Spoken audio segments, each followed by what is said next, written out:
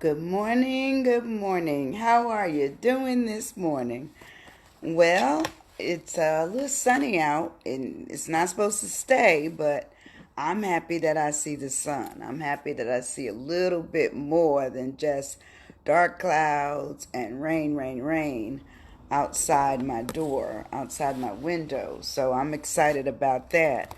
But I just want to say good morning to you this morning and really talk about something that a lot of times we use, but we don't know how much we've been affected by some of the things that we're in. We're going to talk about our mind today. And I was looking back through all the things that I've discussed over time, and I haven't discussed the mind yet. But the mind, they say it's a terrible thing to waste, according to, the Negro College Fund. And I truly believe that. I truly believe that if we are not using our minds as we should, that sometimes like everything else, it gets like atrophy. We forget. We don't go all the way out to the full distance of our capabilities with our minds and what our minds can do. But this morning I said I wanted to talk about some of the troubled minds and some of what a happy mind might look like. And this is all for you. This is like your personal choice of how you use your mind and what you use your mind for and what you put it on. And so I'm going to ask you this quick question. Are you stuck? You could be. We all get stuck. We get stuck for whatever the reasons that are out there. And sometimes we are stuck in our minds. We're not even stuck so much in a position of physically. We're just stuck in our mind. We can't get over something. Can't get over a relationship. We can't get over a job that we feel that wasn't fair. We can't get over, sometimes the way we treated somebody or the way someone treated us. Those all talk about, good morning, Jean. We talk about what is and what isn't, as far as our mind is concerned, how we feel about it. Because to me, your mind is connected to your heart. And sometimes your heart will even tell you what else you need to do to straighten out some things. Sometimes we don't always go with it. We go with how we feel about it. We don't necessarily get right with it. And so it continues to bother us. It continues to trouble us. And so what I suggest this morning is that we just look at what our mind is doing and ask the question, is your mind all right? And what's it on? What's it doing? Is it doing something good for you? And right now, I think there's a period of so much, maybe relaxation at home or just chilling out that we may not use our minds the way we should because it's not required. Maybe we don't need it as much at work or we don't need it as much as other areas. But the point is that the mind is vital to what the body does and how the heart feels. It is absolutely vital. So anyway, when we talk about mind, we're going to talk about with the poem by Tia Maria. I don't know who Tia Maria is, but I found it on Pinterest and I did like it. So perhaps you will too. And it says, a troubled mind, a troubled heart is a troubled mind that never meant to be unkind. No way to undo what's been done. Nowhere to hide, nowhere to run. Only time can heal the pain, but till such time hurts remain, no use in even saying sorry, no way to escape the worry. Still trying to apologize as inner joy slowly dies. It's hard to try and carry on when right goes all wrong. That's a troubled mind. But, what I liked about this poem is that even though it pointed out the things that make it, give us trouble, it also suggests that you can't apologize. I do believe in apologizing. I do believe in getting over something that you can, even if you can't apologize physically to the person. Maybe the person's moved on, and left this world, and you can't apologize there. But that's when, as a counselor, as a friend, I would tell you, write it down, apologize on paper, and then basically let it go. Tear it up, shred it, burn it, whatever, let it go. because when it's over, and you shouldn't remain with it. But anyway, good morning, Maurice. The point is that our mind, it propels us to do other things, or it can hold us back from doing nothing. Have you met people and you've seen them where they are absolutely stuck? They can't do a thing, nothing. Well, what I'm saying to you is talk to them, find out what's in their mind, what's going on. Is it people? Is it money? Because sometimes we can get stuck in our mind about a lot of things. And sometimes those things are out of their control, and it might be out of your control as a friend or a family member, co-worker. It might be out of your control anyway. But the point is that you open up the conversation and maybe you can talk with them about it. Sometimes that's what the mind needs, is just to be aired out, just to be discussed, to get clarity. And we don't always do that with ourselves. We think we got all the answers, and I think prayer is wonderful. I do use prayer, but sometimes you may need prayer and somebody that you can confide in, but you have to be careful, because what you own as your issues belong to you. It doesn't belong to people telling it to anybody else. Good morning, Miss Joan.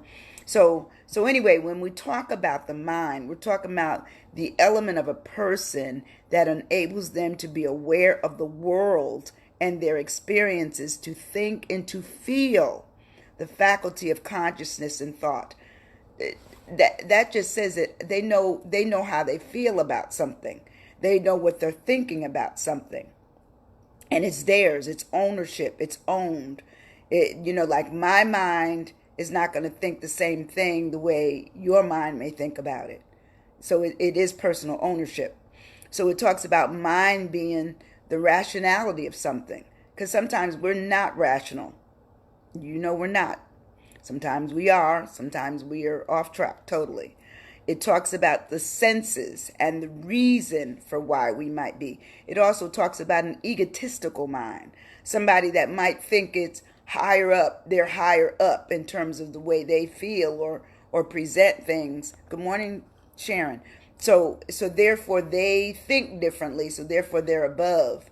And sometimes that ego, like a lot of other things, pride, it falls down. Okay? It talks about brain cells. It talks about the intelligence of people, the brain power of people, the psyche, their head, and their judgment. And it also talks about their smart. That's all a part of the mind. To me, the mind is extremely powerful. It's extremely powerful. It's potent. If you're using your mind to really do some things, you can find, and it's measurable. You can find out what your mind has talked you into, out of, or through. You can do it. But you have to be conscious of it, because that's what a mind talks about, is being conscious of what the mind can do, what the mind will do. But it's all based on how you're dealing with something, okay? So when we break it down and we break mind down, we're going to start with the M. The M talks about mentality. Let's face it, when you've seen somebody who clearly is not thinking well, okay, they may be, what they call out of their head in terms of the language that they're using. It might be the tone, it might be their behavior, kind of senses that something's wrong with how they're thinking, how their mind is dealing with them. They may be hearing voices. When I worked at Lakeview, I used to have clients that heard voices, and I always used to be amazed at trying to help someone who really barely hears you, and doesn't even hear themselves anymore. They're hearing what I call a second voice, and the second voice may be instructing them to do something. It may be to harm themselves. It may be to harm others. So you want to talk about the mentality of somebody's mind. Where is it? And it says the mentality speaks to the consciousness and thought capacity of intelligent thought, or of intelligent thought. So therefore they're looking at, does it make sense? Is it sane? I mean, let's face it, a lot of times people say they're insane.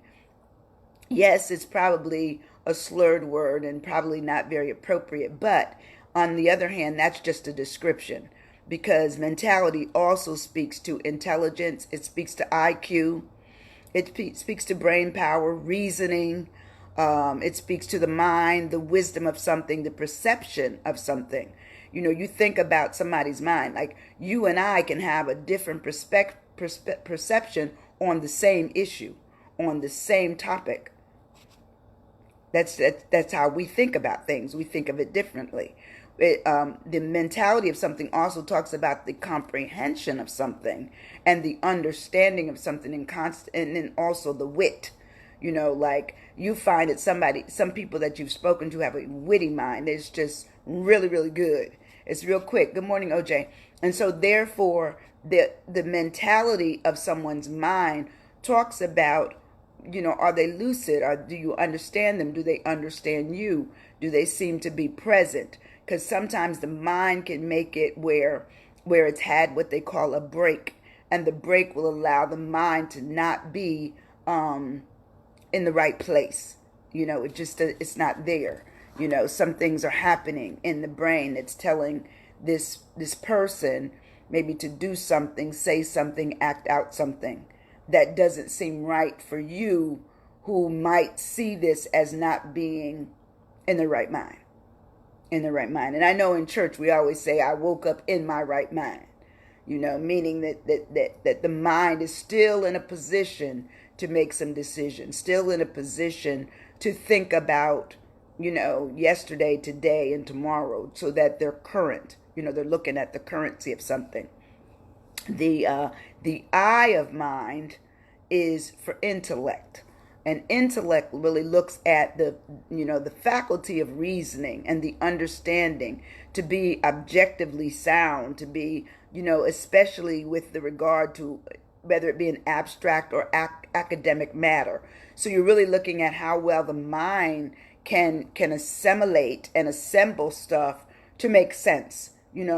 Is it sound? Is it, like the person that probably goes for, say, what I would call a bachelor's, master's, doctorate, those folks, those particular individuals have set their minds to that being, those being goals for them. And on the way to getting the goals, I've seen it happen. Some people crack up. They end up having that break I was talking about, only because, in fact, a neighbor of mine in New York, he struggled for years trying to get his PhD. And there's a statute of limitation on it. It used to be 7 years. I think for some schools they've even lowered it to the number of years that you can pursue it under one, I guess, application and the process of your information. But he just couldn't take the pressure of what was being required of him. One was that he had to make up something that either he was adding what they call research onto, or he was making up new research. And trust me, to get a doctorate, there's probably a period where probably everybody went a little insane to get it. I know I did. But the intellect of somebody really speaks to their brain, their head, their intelligence, their reasoning, their thought, their judgment. And sometimes judgment is off. Their smarts, their understanding, and their total way of dealing with things. That is the way the intellect of a person goes.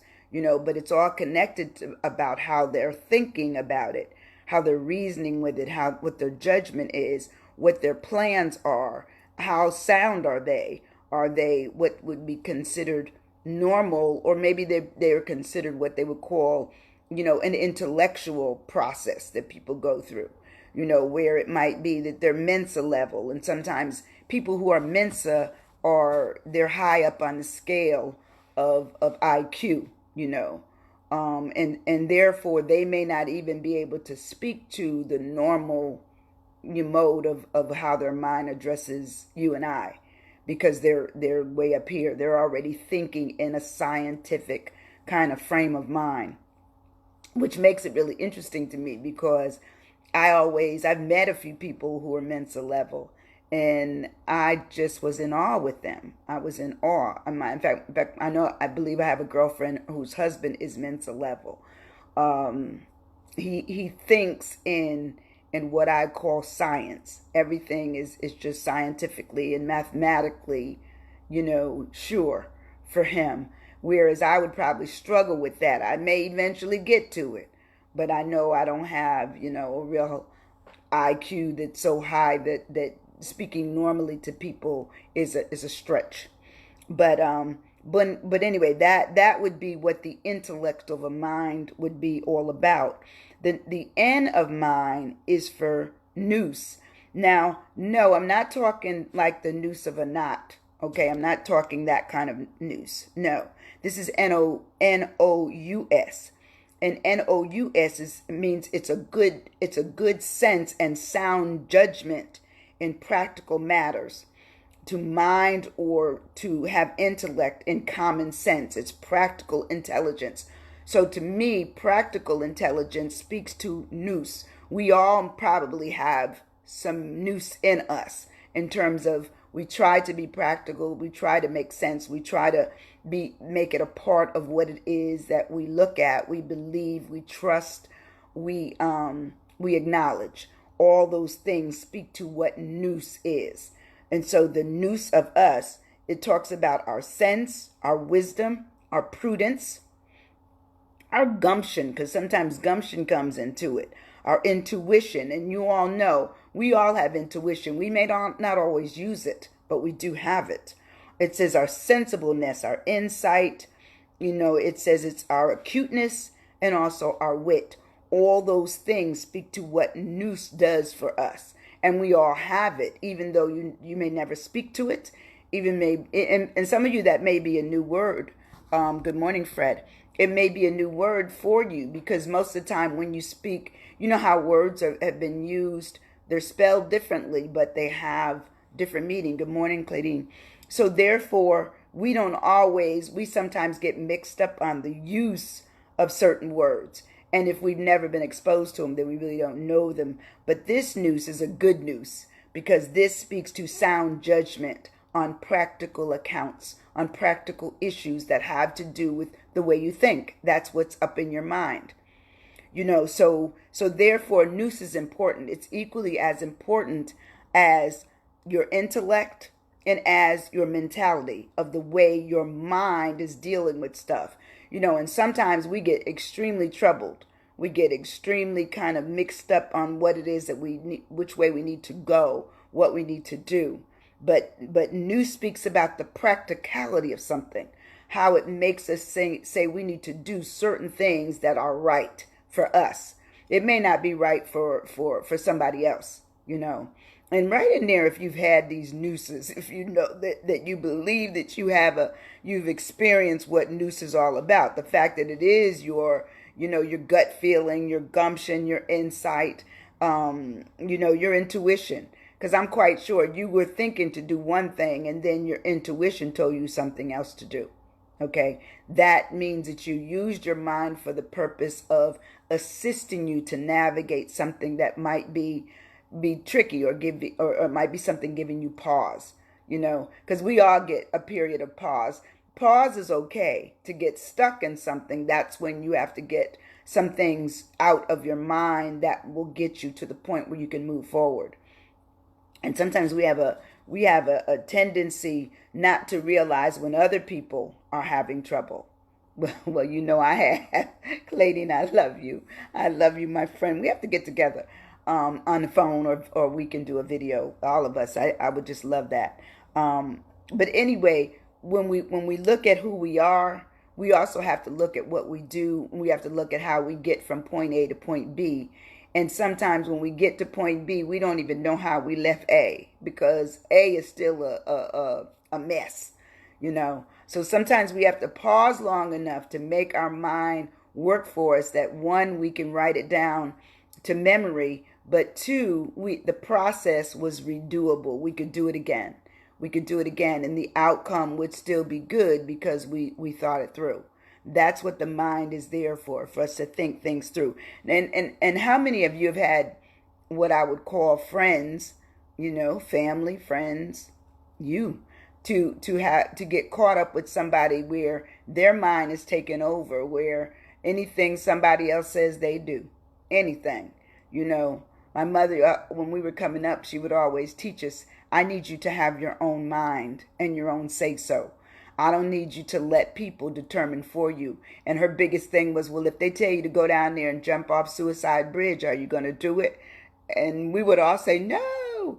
Well, of course, her kids were going to tell her no. We were, and we didn't feel we had that issue of feeling that we needed to end, our lives. So, but my mother would just put it into reality. She would just let us know the importance of using your own mind, your own intuition, your own gumption, your own reasoning, your own judgment to get you from point A to point B. And sometimes when you get to B and you see that A is wrong, guess what? You can always step back, redo A, redo step 1. And a lot of times we skip steps. We end up on step 5 and we don't know what happened between 1 and 5. We just know we're on 5. That means a lot of times we've been pulled by somebody else.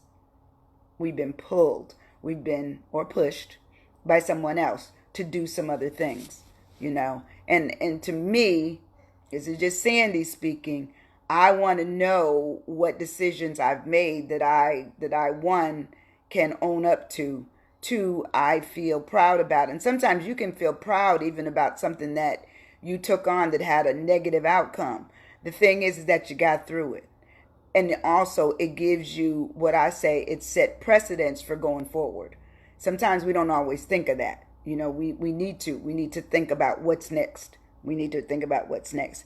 The D of mind is discretion. To me, I love discretion. I love the word discretion. It talks about the quality of behaving or speaking in such a way as to avoid causing offense or revealing information that's confidential. To me, we all need to have discretion because some things that we know should not be disclosed. Some things that we believe belong to us. I'm a firm and fixed believer that there's certain things you don't have to discuss with people unless they're in your inner circle. But, to me, weight, politics, and even, and I'm comfortable in talking about race, but some people aren't. Some people aren't. So you have to know what garden to plant in. You have to know what seeds to grow. You have to know what trees are full of fruit and what trees may be barren.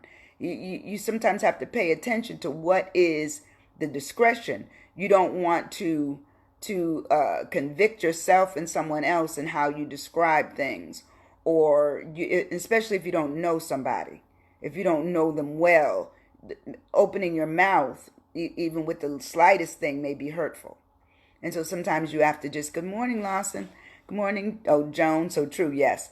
So sometimes you just have to pay attention to what it is that you do for people, with people, and to people. And it's not that there's any criticism in that. It's like they may never tell you that they've been hurt by what you say. So sometimes the discretion all begins and ends with you. It just does. So discretion really speaks to the attention you give to certain detail, the foresight that you have, the tact, as in TACT. We need to have tact. It also talks about your maturity. Sometimes we're not mature enough to say some of the things that we may let go of. So we need to hold on to them. Wait until we see how good the relationship is, how close we are, how honest you can be. Because sometimes honesty is just to be quiet. Because if you say something, you may just do more damage. And if a person is already hurting, you don't want to put a foot in mouth. You want to leave it to them. Wait until they're at a level where they can accept where they're at before you say anything. And sometimes people don't even ask you for your opinion, and you give it anyway. So discretion also talks about your wisdom, your responsibility, your prudence. So all those speak to things that are personal unto you. Yes, Sharon, it is an amen. Thank you. Thank you. All these things speak to how, discreet you can be with keeping yourself intact while dealing with others. The mind is powerful. The mind can tell you to do things or tell you to sit still, but you have to use your discretion to determine if it's time to even say anything at all, or if you keep it all to yourself. When people ask you your opinion, they want it. And then sometimes they don't want what you tell them, okay? They don't want what you tell them, yes. Talking about leak like that. But anyway, what I suggest we do is just be careful. Be careful. Hold friendships close and understand that the mind is your mind. It's not their mind. So even though you might think you're doing something good and it's not good, it isn't good. And sometimes you have to ask people, so what do you need? What do you need to hear? Or what are you looking for? Because, you have to go further. Because sometimes if we just answer right on what we see surfacely, it's not enough. Because there might be something else down in that goodie bag that's not so good. It's not so good. But anyway, those are the things. I mean, the mind, I love it. It talks about our mentality of something, our intellect towards things. The noose, not the noose with the knot, but the noose that talks about sound judgment. It's a good sense of sound judgment, how we do things, how we use things. Okay, tact. And most people can't handle the truth. Okay, sometimes people can't handle the truth. Some people can't. And I think if people ask you for their opinion, they're looking for it, because they're stuck. And that's what my whole sessions that I do, it talks about getting unstuck. But sometimes we have to get ourselves unstuck on feeling that we even have to help anybody, My thing is that I come out every day and I'm hoping that you're taking notes. I'm hoping that you're looking at this for yourselves, looking at it for the purpose of personal growth. I'm not asking you to grow your neighbor, so that they speak nicer to you or they say hello. My neighbors, some days they say hello, some days they don't. I'm okay. When they say hello, I say hello. And sometimes I say hello even when they don't respond back. So we just never know where people are at. Their mind may be caught up on something, worried about something, worried about a bill, worried about, themselves because they might not be feeling well. You never know where people are at. So you can't get in anyone else's mind, but you know your own. And so therefore you can certainly be discreet. You can look at being sound in terms of judgment or talking to yourself, because sometimes we have to use sound judgment on ourselves too. We can't always think that we're always prepared for the next thing that happens. We have to sometimes stand down, wait on it, pray on it, sleep on it, something that gets us prepared for what's next. Even though we know when one shoe falls, probably the other shoe gonna fall too, unless it's up on a good ledge and on something sound. Even a smile, that's true. Even a smile sometimes, that's all you could do. Just smile at folks. Because to me, a smile is very welcoming. If you don't do anything else, you can give somebody a smile and that may change their day. That may help them. It may help them along the way. But anyway, and then also the point is to be discreet. Have your own discretion about what it is that you say and do, and understand that the mind is a good thing. It says, okay, my second therapist, I get it. Thank you. Well, at one time I did, I was a good therapist. I was. I thank you for that, Claudine. But sometimes we just have to understand that life is life, and life is tough. It's not meant to be really easy. Sometimes we have to use our mind in ways we didn't think we had to. We have to use them to that it treats us well, but also it treats others well, that we don't use it to force us to say things or do things that may prove to be hurtful or unkind to others. But we want to use the best intellect we have and work towards the good of our mind, which also helps our body. The mind is steering everything along. because the body doesn't tell the mind what to do. The mind is going to tell the body what to do, that it's time to move this hand to the right. Okay, that's the mind. Okay, the body is still connected, so therefore it can be done. And it's the same thing with talking. The mind is going to tell you what to say. Now sometimes we're off key and we singing in the wrong note, or we're speaking in the wrong words, or to the wrong person. So we have to just understand that that's the way it goes. That is the mind. So anyway, getting down to the questions. The questions today. Where are you today in terms of your mind? Where are you? You feel you're in a state of you're comfortable, a state of flux, a state of worry, a state of happiness in your mind. What is your mind doing right now? Write it down. And what's it really being concentrating on? What is it concentrating on? Now I know you're with listening to me right now, and I appreciate everyone that comes into my space on Facebook Live every day, Monday through Friday. But I know when this is over, what do you do with it?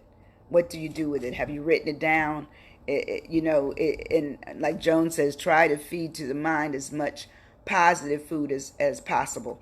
I truly believe that. If you're positive, if your mind is positive, then you can be positive. If your mind can be happy, then you can be happy. If your mind is content, then you can be content. So I agree with that. Definitely. Question number 2. Are you using your mentality to address issues that are coming up during this pandemic, such as, struggling with job, going back to work, not being sure about the kind of conditions you're going to find at the office if you're being forced? Because I don't know if you've been paying attention, but a lot of the companies that have done some surveys feel that people that are working virtually feel overwhelmed because now they have house duty, child duty, husband-wife duty, as well as work duty, all from one place.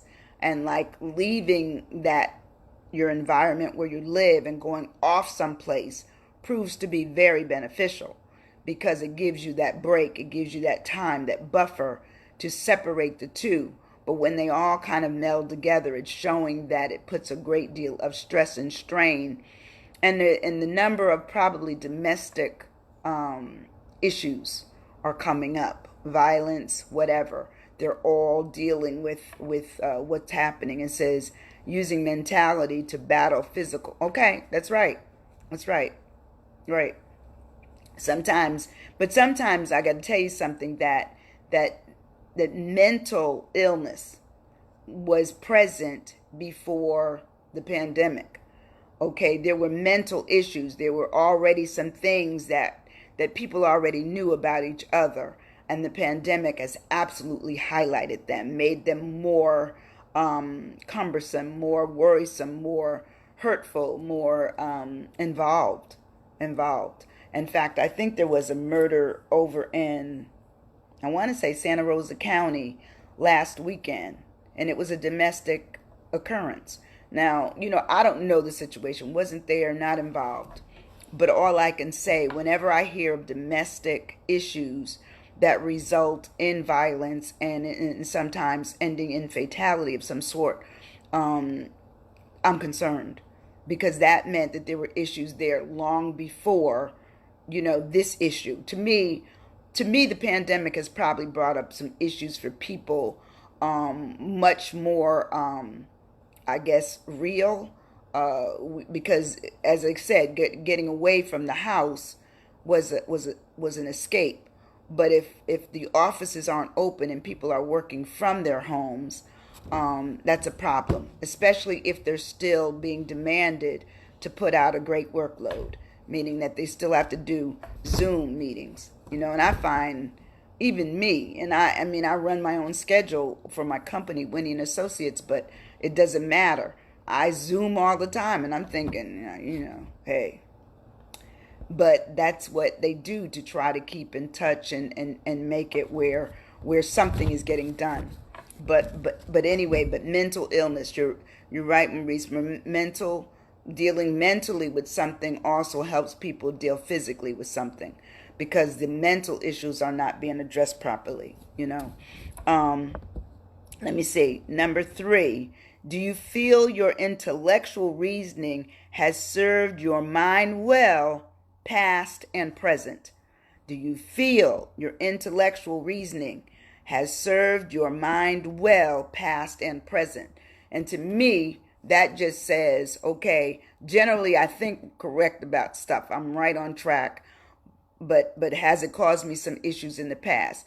Everyone has had an issue that has given them great pause, that has held them up, that has had them thinking that they were off track, thinking that they hadn't done the proper reasoning, that they reasoned more for the thing that ended up causing more issues than for just waiting and writing it down and figuring out the way to go.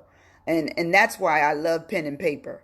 Like, even though I have, laptop, desktop, I am a paper and pen person, and I will sit down and write. I generally write out, as you will see.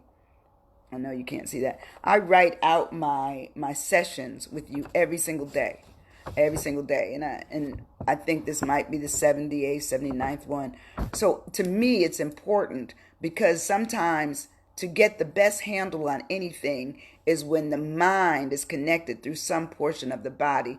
And I can do it also typing, but I love it where I'm doing it freehand, or I'm just writing. And that's how I also do when I'm writing up, my books. I just sit down and I'm going to write. And there's something about that connection that the brain really works well. It works almost in overdrive. And let me tell you something. Don't worry about periods. Don't worry about commas. Don't worry about exclamation points. Just write. Just write.